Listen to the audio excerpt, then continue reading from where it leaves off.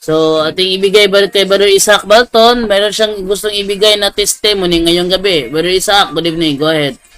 Yun, sa Diyos po ang papuri at medyo kinakabahan po ako ngayon kasi ngayon lang ko po lang kayo nakilala. I decided po na maging isang Katoliko. I am po Wow! evangelist, born again po ako. This month Evangelist po, Bulagan. Taga saan ka, kapatid? Nueva Ecija po, brother. Nueva Ecija. Kailan mo na ano itong punto por punto? Kailan mo na sumpungan? During evangelist po ako, matagal na po ako nakasubaybay sa punto por punto. Okay. So, ano yung ano pagka-evangelist mo? Talagang ano ka, mainit ka talaga sa, di ba? Kasi nag-evangelize lang naman kayo, di ba? Testimony niya. Pakinggan Ay, testimony ba natin. to? Oo, Sige, sorry. nga, wag mo lang tanungin. Ay, akala ko magtatanong siya. Sige ka pala, patuloy sa testimony mo. Ang nakakalungkot po, brother, nung evangelist po ako, marami pong mga Katoliko na madaling maakay. Babasa mo lang ng John 3:16, babasa mo ng Payag 21:8. Oo na agad, gusto na nila magpabautismo. Binasaan ng talata, lumipat na. Yan yung mga Katolikong walang alam, bro. Ayun nga. Nominal Catholic tawag doon. Ayun, since birth po akong The Church of Jesus Christ of Latter-day Saints, binyagan po akong Ay, Mormons. Opo. Hindi po ako binyagang Katoliko at wala po ako alam sa aral ng Katoliko. Ang turo po sa amin sa mga church po namin, kaya ang Catholic Church daw po ay isang pagano. Siyempre po, maniniwala po ako kasi may mga re-record po ito. Ayun po, tapos po nun, hanggang ma-adapt ko yung ganong akusa na sa mga Catholic belief na kailangan kunin yung mga Katoliko kasi ang paniniwala namin, may impyerno lahat ng mga Catholics. Ayun po. Hanggang sa umalis na po ako sa Mormons kasi may nakita po akong false doctrine. Hindi ko na lang po sasabihin, baka pumabash po ako. Ito katunayan po dito, meron po akong dokumento na baka sabihin po ng iba na fake lang po ako, hindi po ako na tawag dito, parang hindi script, parang pinapalitaw na scripted yan, hindi totoong Mormons yan. Ito po yung katunayan. Ito po yung katibayan. Ito po yun. Nakikita niyo po ba mga brother? Yes, nakikita bro. Malinaw, bro. Ito po yung baptism certificate ko sa Mormons. Ayan po. Hanggang sa umalis na po ako sa Mormons ng age ng 17 years old. Ayan po. Hanggang sa nahikayat po ko ng born again kasi marami po silang kumakalat. Ayan, marami sila. Nagbabahay-bahay, ganon. Hanggang sa may influensya po ako. Babasahan lang po ako ng John 3:16, for God so loved the world that He gave only begotten Son. Ayan, tapos mapapa-amen ka na lang kasi feel mo talagang bagong pagkatao ka. Ayan. Tapos, yun po, pangarap ko talaga maging missionary. Nung simulang bata pa ako, future ko na po talaga maging misyonero. Na, baka tatawagin ka sa pagkapari, bro. Hindi po, may girlfriend na po ako. Ha? Hindi po, may girlfriend na po ako. Ay, girlfriend lang yun. Ikaw talaga, Junria. Ayun. Nabautismo na po ako sa born again. Since, ano nakalagay po dito? Ayun, ito po. Marami na po ako napasukang reliyon. Ayun po. Certificate of water baptism. Bro, since testimony mo to, pwede mo i-testimony bakit ka nagkaroon ng interest or nabinyagan ka na ba sa Katoliko? Hindi pa po, brother, kasi hindi pa ako binyagang Katoliko. Hindi pa. Sige. So, ano mo muna yung way mo kung paano ka nagka-interest sa Katoliko? Ay, ito po yun. Meron po kasing born again Christian na hindi ko po nagustuhan yung turo. Ang usapan po ay tithes and offerings. Kasi po, meron po kaming cell group na tinatawag or discipleship group. Doon po ako doon po ako naka-assign sa Bible leader ko. Meron po kasi silang katunayan na ang tithes po ay obligatory. Wag po kayo maniwala na hindi po obligatory ang tithes sa kanila. Una-una po, pagbaguhan po kayong born again, aasikasuhin ka nila, papakitaan ka nila na hospitality sila sa'yo. Siyempre, mako-convince ka na, wow, welcome na welcome ako dito sa church na ito. Talagang gustong-gusto mo pa talagang mabautismuhan kasi sobrang hospitality nila. Ayan. Hanggang sa maano po yung makonvince nila ako na, ayun, parang welcome na welcome ako dito, parang ni-welcome na ako ni Lord, gano'n. Ayan, tapos hanggang sa, ayun, nabautismo na po ako. Tapos po, habang po ng patagal, nag-iiba na po ang doktrina. Tungkol po sa tithes and offerings. Tapos po nun, ayun, nagsisell group na po kami, nagba-Bible study na po kami. Meron po sinabi po ng Bible leader ko na ang kapag once hindi ka nagbigay ng tithes ay mortal sin sa Panginoon. Pagnanakaw sa Panginoon. Babasahin mo lang Malakay 3:10 or 3:10. hindi ko Malakay 3:8 po yun. 3:10. 3:10, Malakay 3:10 na sinabi doon, huwag mo susubukin ng Diyos kapag hindi ka nagbigay. Ibig sabihin nun, walang kapatawaran yung nagawa mong kasalanan kasi ninakawan mo Diyos. Doon po ako doon po ako na doubt bilang as a born again Christian, doon po ako nag-doubt na, ang kinikilala kong Diyos ay merciful.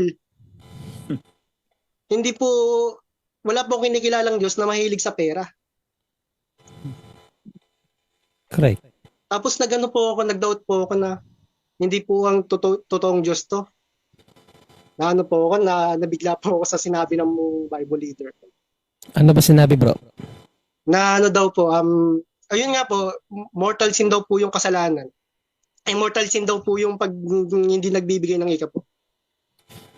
So, naniniwala pala sila sa mortal sin. So, Naniniwala pala sila sa mortal sin kasi maraming pastor na hindi naniniwala sa mortal sin kasi wala daw venial sin, walang mortal sin. may katibayan po ako dito na kapag once na nag-surrender ka kay Lord, kailangan may tithes na meron kang tithes.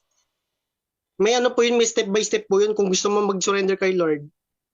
Kailangan magbigay ka ng tithes, obligatory mo every Sunday. Ay, doon po ako nagpasya na magmuni-muni. Hindi po yung nagmumuni pala. After po nun, meron po kami evangelization.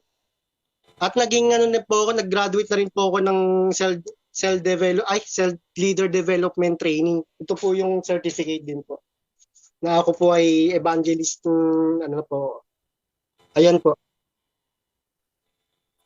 Evangelist ng born again talaga, no? Yes po talaga.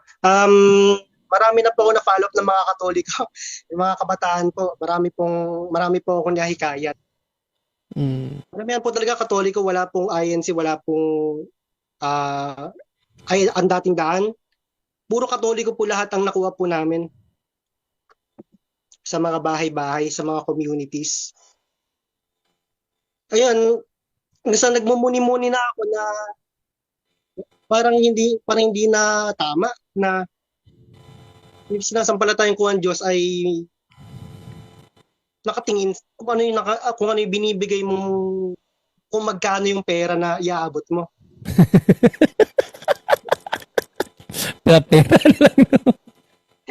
Totoo po yun. Kasi meron po ako ditong reference Nagulat po ako na kailangan pag nag-surrender ko kay Lord kasama ang tithes. Doon po ako naggulat. Kasi pag once hindi ka nagbigay ng tithes, hindi ka papatawarin ng Diyos, magagalit sa iyo ang Diyos. Nako. Doon po ako nawala ng gana magsimba, wala na akong gana po talaga, brother. Ilang taon ka pala doon sa pagiging evangelist mo, born again? Kung ano po natin, 5 years po. Mababa rin, no?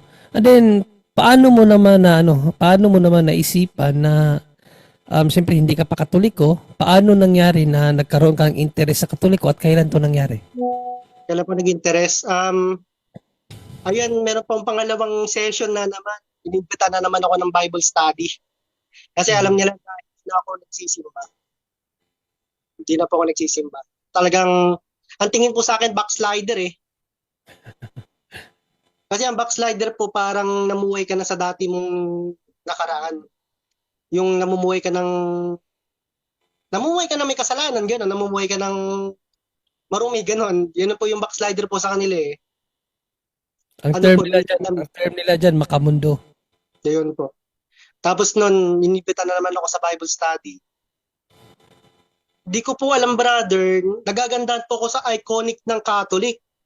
Ito po yung may crucifix meron po ako crucifix na kwintas. Mm. Opo, kasi nagagandahan po ako kay Mama Mary nun yung miraculous medal. Oh, meron. Kasi po kayo makakita na born again Christian, nagagandahan sa icon ng Catholic, samantalang po born again Christian, galit sa rebulto ng Katoliko. Oh, Diyos-Diyosan yun. Kasi po napamal na po ako kay Mama Mary nung nakita po yung litrato. Yung ganda ni Mama Mary, sabi ko. Bakit galit na galit sila sa litrato na ito? Sabi ko. Bakit galit na galit sila kay Mama Mary? Kailan yan nangyari, bro? Yung conviction mo na yan, kailan nangyari yan? Kailan po nangyari? Kasi po yung mama ko mahilig po sa rosaryo eh. Ay, Katoliko yung mama mo? INC po siya pero interesado po siya sa rosaryo. Di ko po alam kung bakit. Kasi nung bata po ako, nakakita po ako ng rosaryo. Mm. May chaplet po doon. Nakalagay po yung picture ni Mama Mary po doon. Nagagandahan po ako kay Mama Mary. Sabi ko, ganda ni Mama Mary. Sabi. Tapos nung naging born again ako, tapos nakita nila, suot-suot ko yung retrato ni Mama Mary, tapos yung crucifix. Habang nagba-Bible study kami, saan ka makakita ng born again, nagsuot-suot yung crucifix ng Katoliko?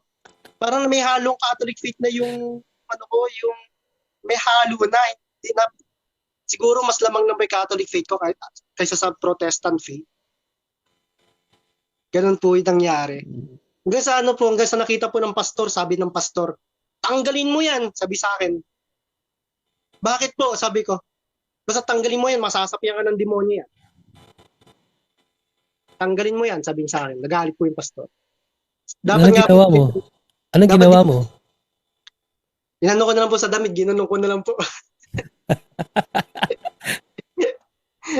Ayun po, hanggang sa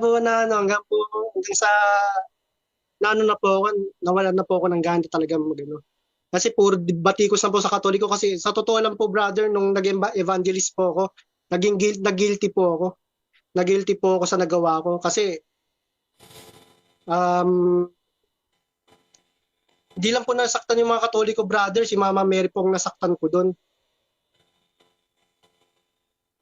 Pati ba yung si Jesus Christ, nasaktan ko siya. Nasaktan ko siya talaga kasi yung rebulto ng Catholic, brother, pinapabasag ko dun sa follow-up ko. Sabi, tanggalin nyo na yan. Sabi ganun, hindi yan nakakaligtas, hindi yan tunay na Diyos, sabi ko sa kanila. Nung naging evangelist po ako. Ayun po, tapos po nung hindi na po ako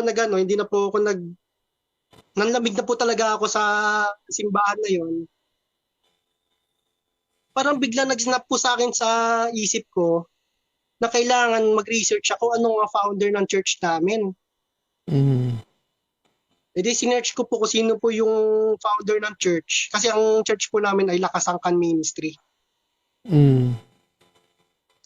Ano po yan? Nagsimula po yan sa Los Baños. Ngayon po, sinearch ko po yung founder, kung sino yung founder ng church. Ano mabas po ay Pilipino. Hindi ko po alam, meron po kaming picture nun. Kami pong dalawa ng founder. Hindi ko po alam na siya po pala yung founder ng church namin. Mm. Tapos po noon, hanggang sa matrace ko yung history ng Catholic Church kasi ang paniniwala ko kasi yung Catholic kasi ay galing sa pagano, galing kay Constantine. Kasi ang paniniwala namin sa Catholic Church, nagsimula yan kay Constantine. Kay Constantine the Great. Yung emperor, Mm. Hanggang sa ano po, hanggang sa matrace ko po yung history, hindi po pala totoo na si Constantine ang nagsimula ng Catholic Church. Nagulat na lang po ako na bakit nandun ang libingan ni San Pedro doon sa Vatican. Samantalang yung church namin, wala kahit isa sa Jerusalem. Mm. Doon po ako nagulat na ibig sabihin Catholic Church pala ang totoong church kasi biro mo brother, yung Catholic Church pa lang nangangalaga sa mga patay ng mga apostol. Amen. Yun. Tama. Kasi po kung tutuusin po natin, kung sino po yung founder ng church, doon po ililibing sa mismong kapilya nila. Correct. Yan, Yung correct yan. tinawag. Correct, correct. Tama. Oh. Napaisip ako, bakit Catholic Church ang Di ba, tandaan mo kapatid, yung mga Hudiyo nung pinalaya sila ng Diyos sa Ehipto, kaninong bangkay ang daladala nila? Sino po? Yung ano po? Ang mga Ehipto, ay yung mga Hudiyo nung pinalaya sila ng Diyos sa Ehipto, sinong bangkay ang daladala nila? Pinadala po. Daladala nila nung lumabas sila sa Ehipto. Yung ano po brother, yung hindi ko po alam, hindi ko pa nabasa masyado brother. Bangkay ni Jose. Ay, si ano po, opo. No, si bangkay ni Jose yung napapasok sa kanila sa Ehipto, daladala nila yun nung lumaya sila, inalagaan nila yun. Nagulat po ako brother na Catholic Church po talaga may-ari ng, hindi po sabi po kasi ng Bible leader ko, hindi ba porket sila lang may-ari ng bangkay ng mga apostol, sila na ba ang totoo? Yun na ba yung takda? Sabi sa akin ng Bible leader. Kasi nagano na po kami niyan, nagdebate na po kami niyan. Sabi niya gano'n, hindi mo mababase ang katotohanan sa church. Hindi mo masusukat ang totoong church porkit nandun na yung mga bangkay ng mga apostol. Malay mo, binili na ng mga Katoliko yan. Ganun. Bakit bibilhin? Tatawa na lang po ako. Tapos po brother, nakita ko po yung history kung ano po ang early church. Yung early church yung sinaunang panahon na kung ano yung church na ginamit ng mga apostol. Nagulat po ako na Catholic Church po ang nakalagay po doon.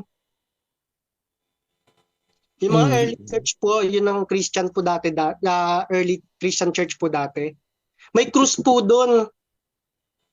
Di ko po namalayan na the Catholic Church is ano nakalagay po doon eh. Catholic Church po ang nakalagay. Sa ano po yun, di ko po alam yung history po nun. May nabasa po ako sa libro. Meron pong Catholic Church po doon sa Jerusalem na tinatagpo ni St. Paul. Doon ko po nalaman na sabi ko, Lord, patawarin man ako ng Panginoon kasi naging protestante yung yung mindset ko na sabi ko, Lord, bakit pinunta mo ko sa protestante? Dapat sinimula ng pinanganak na ako, Katoliko na sana ako. Ibig mo sabihin bro, pag nilinilay ko sa sa experience mo, walang isang Katoliko na naka-influence sa'yo, wala? Ikaw lang? Wala po brother, kasi pero hindi ko po aksidente, napanood ko po yung vlogger ni Adrian Milag. Yung tungkol sa Catholic faith, tungkol sa Rebulto, tungkol kay Mama Mary. Doon ko po naliwanagan yung turo ng Catholic Church. Na hindi po tinuturo ng Catholic Church na sambay ng Rebulto. Correct, hindi namin turo yan. Walang turo ang simbahan. Sumamba kami sa Rebulto, walang ganun. No? So, ngayon bro, question ko, para malaman namin yung katayuan mo ngayon. So, sa ngayon, nagpapailalim ka sa katikisim ng simbahan? Mayroon nang nag-ano sa'yo, nagkakatikais? Wala pa naman po, brother. Kasi regular po kung nag-attend sa misa. Sa San Sebastian Church po ng Muñoz. So, ang gawin mo kapatid, ganito, lumapit ka sa pare doon, ilahad mo yung journey mo, kung ano ka at paanong nangyari na gusto mong magkatoliko para mag-guide ka. Kasi ang mga katulad ninyo na hindi talaga katoliko, kinakatikais muna bago binyagan. Kailangan maunawaan nyo muna yung faith namin, and then kapag tanggap mo na yung faith namin, tawag doon katikumen, saka ka bibinyagan ng pare. Siya yung mag-ano, kung Taga kailan saan ka siya? Taga bibinyagan. saan siya? Taga saan Sa ka, bro? Villa do Jando. Science Ha? City of Muñoz po, brother. Ha? Science City of Muñoz, brother, ng Nueva Ecija po. Nueva Ecija. Malayo yan kina, ano? Kina Jared? Malayo Brother, yan. kung malayo po talaga kasi babas po yun eh. Pero si Brother Jared po, nakausap ko na po. Nakausap mo na pala si Brother Jaren. Nakausap mo na si Jared. Opo, nung sinubaybayan ko na po yung debate niyo po ni Brother Jared hanggang po sa ma-adfriend ko po siya. Bro, hintayin natin kung paano niya sumpungan naman ng punto por punto. Kasi hindi tinan ko yun. Andrea Milag muna eh. Sige bro, tuloy yung kwento bro. I mean, brother, kung bakit po napanood ko po yung punto por punto. Kasi dati nanonood po ako ng debate ni Eli Soriano eh.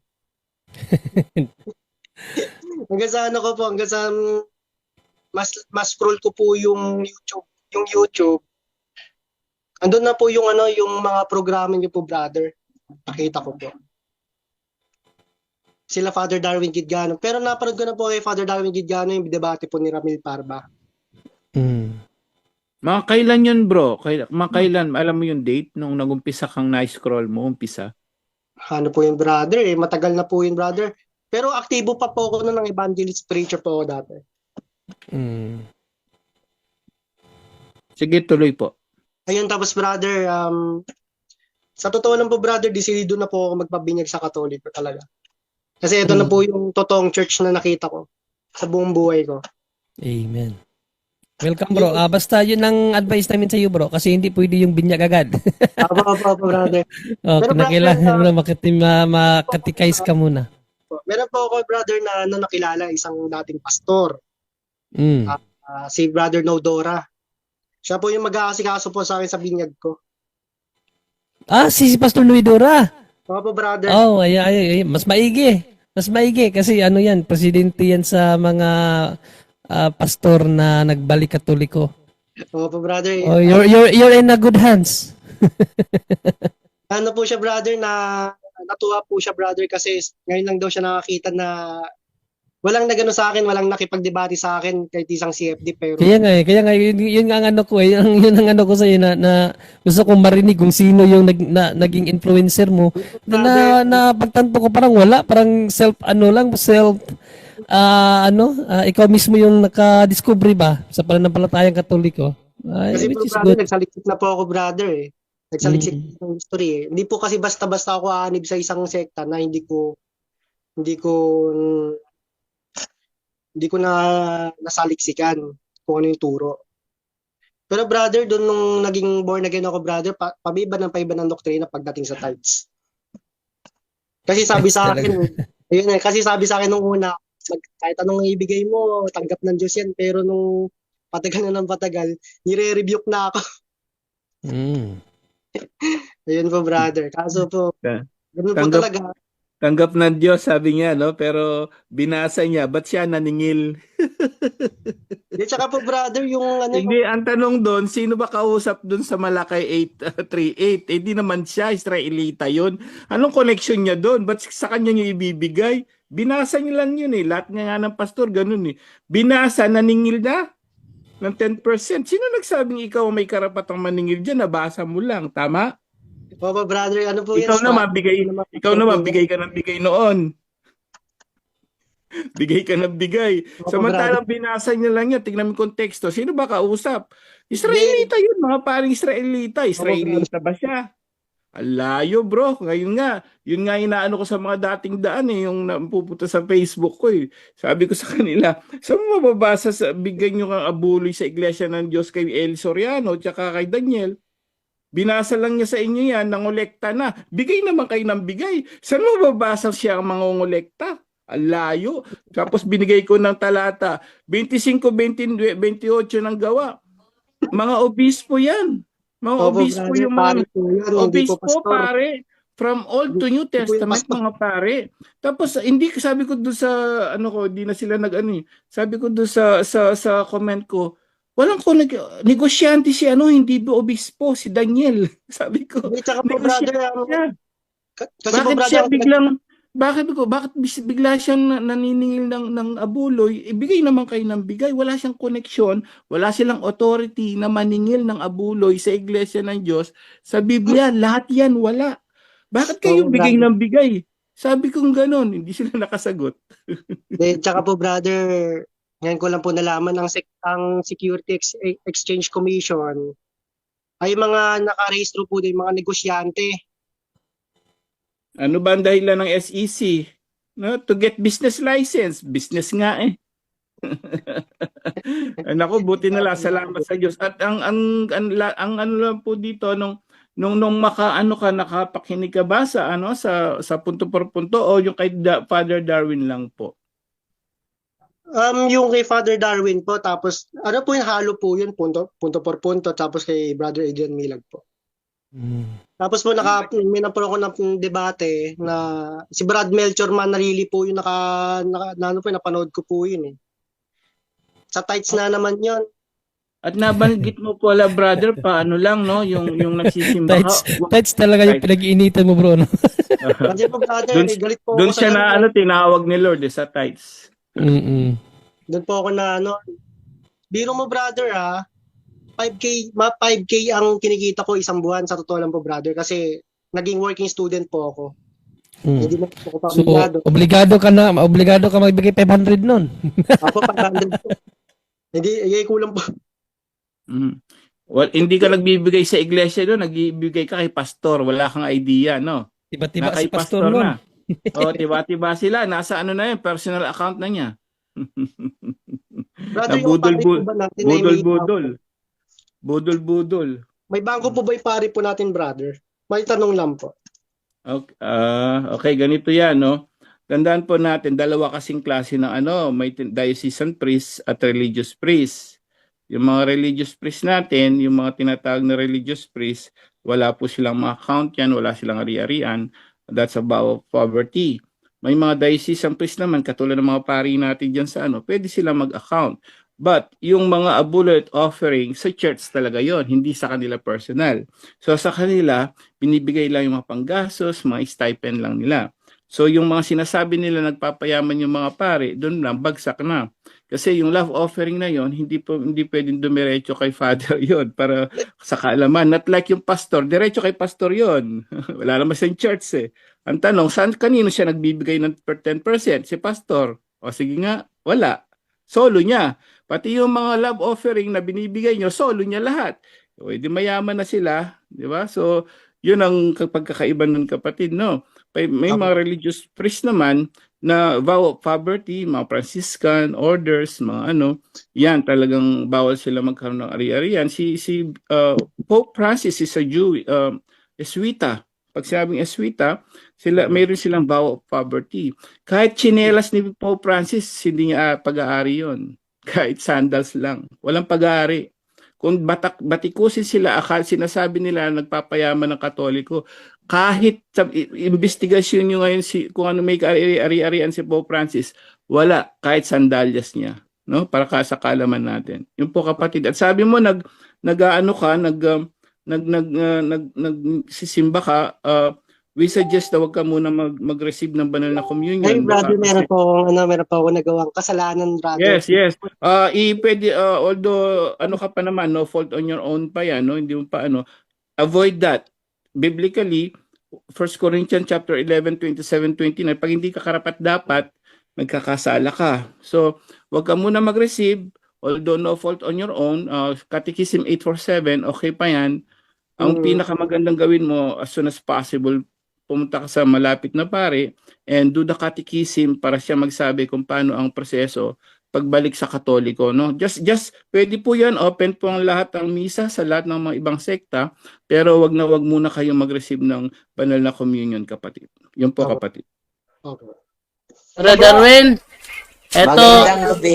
mayroon na namang bagong nagkatoliko, Brother Darwin. Wow, magandang balita yan. Galing po ako ng born again. This month lang po akong balak na po magkatoliko. Anong Isaac Baliton. Isaac. Oh, Yung malapit biblical, na patay ni Abraham. Laki mo ng cross, no? Laki na yung cross mo. Bro, Yung mother niya, Pads, yung mother niya ay insi daw pero mahilig magrosaryo. ang inti, mahilig. Wow. No? Ano po yun, brother? Ano po yun, malita po ako. Meron pong rosaryo po yung mama ko sa pag niya. Nakita ko, yung picture ni Mama Mary po doon, lalagyan. So, ilang taon ka naging born again, bro? Ilang taon ka sa born again? Father, since birth po ako Mormons. Mormons. Ako, nag-seminaryo na po ako doon, brother, sa Mormons ng Mm. 3 years. 3 years po, brother. 17 years old po ako noon. And then, And then, after sa Mormons, hanggang sa ano po, hanggang sa po, nakita ko po yung false doctrine ng Mormons. Hindi ko na po sasabihin yung, medyo weirdo na po kasi yung doktrina ng Mormons po, brother eh. Hanggang sa, Mm-mm. ano na po, hanggang sa, na-influensya po ako ng mga born again na sumali sa kanila. Kasi maganda po yung payag po nila eh, kaligtasan po talagang usapan eh. Hanggang sa po patagal ng patagal, hindi ko na po talaga nagustuhan yung kanilang turo tungkol sa tithes and offerings. Mm. Ayun po, And brother. then, so kailan ka lang nagplanong lumipat sa simbahan? Ano lang po, katapusan po ng February, brother. Nabautismohan ka na? Di pa po, brother. Ay, father. Sorry po, father po. Nasa amin So, lang po. malapit ka sa parish priest sa parokya na pinakamalapit sa lugar ninyo, kung saan ka na membro na parokya. Punta ka doon and then i-express mo yung intention mo na lilipat ka dahil hindi ka naman babalik dahil by birth protestante ka. So from Mormons, yung bakit naging Mormons ka? Mama mo ay iglesia. Opo. Yung magulang ko po ay Mormon, si Papa po, tsaka yung lola ko po. So yung papa mo ay Mormons at yung lola mo. Opo, yung pinaka-ano po namin, pinaka-head po dito sa bahay po namin. Buti nga po, tinanggap po nila ako kahit iba na po yung religion ko po. Sabi po ng lola ko, hindi naman po mahalaga yung religion. At least, yung Diyos natin na po, wag mong ibahin, sabi sa akin. Ayun nga po. Naniniwala naman po sila sa Trinity. Ayun po. Ano po, naniniwala po sila sa Jesus Christ. Oh, ganun? Bagla si Mormons yan ah. At yung nanay mo, iglesia pa rin. Tiwalag po. Tiwalag. So ngayon ay katoliko na. Hindi po, wala po siyang sinasaliang religion eh, brother. Ay, father. Mas mabuti na laliman mo pa yung yung kaalaman mo sa simbahan. Tunayan nga po, father, gusto ko na po maging CFD. Wow, maganda yan. Natunayan po, father, meron po kami GC ni Jared Almasora, meron po kami GC. Maganda yan. Nagkaisa na kayo. Katunayan po, brother, ako po yung isa sa mga nagtatanggol ng pananampalataya natin kahit di po ako binyagang katoliko. Wow. Po. Pag may nagtatanong sa akin, bakit ka nagsusuot ng krus? Kasi po, ano po yun, brother eh. Ay, mga brother na nakadalo po ako sa simbahan ng Mormons kasi yung lola ko po kasi ay naka-assign po siya dun sa meron po kasi silang activity dun sa church. Kasi yung lola ko po kasi ay medyo paikay ka na lumakad, wala na pong magbabandi sa kanya. Obligation ko na po sa bantayan. Brother, meron po akong krus na kwintas. sabi sa akin ng member ng Mormons, member ka ba? Bakit ka nagsusuot ng krus? Sabi sa akin. Katoliko po ako, brother. Sabi ko. Inatin mo lang yung lola mo. Inano ko lang po, brother. Pero brother, sa katunayan mga brother, meron pong rebulto si yung mga Mormons, brother, mga santo. Ano? Sa meron po silang si Moroni. Opo, si Moronay. Si Moronay po yung may trumpeta. Sa loob ng simbahan? Sa templo po nila, brother, sa Italia po. Sa Italia? Sa Italia? Opo, brother, puro po yung santo po ng Katoliko, naging rebulto na po nila 'yon. Yung mga mga 12 disciples po ni Jesus Christ po doon, naka-around po doon. At may krus po dala po yung apostle po doon na rebulto. Ikaw lang nakasunod sa kanila. Yung mga Mormons wala ang cross. Ikaw lang may cross. Ayaw po nilang may cross, brother. So welcome bro Brother Isaac. Opo, And Father. then laliman mo pa yung pag-search mo sa katotohanan dahil ma-amaze ka talaga kahit ako pare na na-amaze pa rin. Lalo sa Eucharist bro. At kung malaliman mo pa yung doktrina natin sa Eucharist is biblical, historical, and scientifical. Hindi basta-basta yun. Attested by scientists, no? And then it is historically happen, yung miracle, Eucharistic miracle, historical yun, hindi yun fictional. So ibang sekta kapatid, meron silang biblical foundation but personal interpretation. Yung atin is biblical, and then historical, scientifical. Just imagine yung katawan ni Kristo, yung ostias na naging katawan ni Kristo. Kasi ina-examine ng mga scientists. Na-amaze sila, the flesh is real flesh. Just imagine ang tinapay naging tunay na laman ni Kristo. At hindi basta-basta 'yon. So, ang simbahan is biblical, historical, and scientifical. So, dagdagan mo yung kaalaman mo dun bro, ma-amaze ka pa. So, every time magmisa tayo, si Kristo kasama natin. No? Yung Eucharist, ang tinapay galing sa langit. Every time mag-consecrate ako, ma-amaze niya ako. Si Kristo na ito. Wala ng duda. At yung mga pari ay nagbigay. Every celebrate ng misa, binibigay yung tagapagligtas. Di ba? Sa kanila, just accept Jesus verbally. So, ina-accept mo si Jesus verbally. Pero ito sa Catholic, hindi lang verbally. His divinity, His humanity is being received through the sacrament of Holy Communion. Hindi yan basta-basta. So, kung lubos mong unawain, mabigat, malalim, ang simbahan dahil tatag ito ni Kristo. Hindi ito tatag ng tao. Tatag ito kay Kristo po, kapatid. So patuloy ka kapatid ha. Amaze ako sa'yo. Laki ng cross mo. Parang obispo. Patuloy ka kapatid. Ilang taon ka na bro, Isaac? 24 na po, Father. Nag-aaral ka pa ngayon o trabaho? May trabaho po, Nag-aaral brother.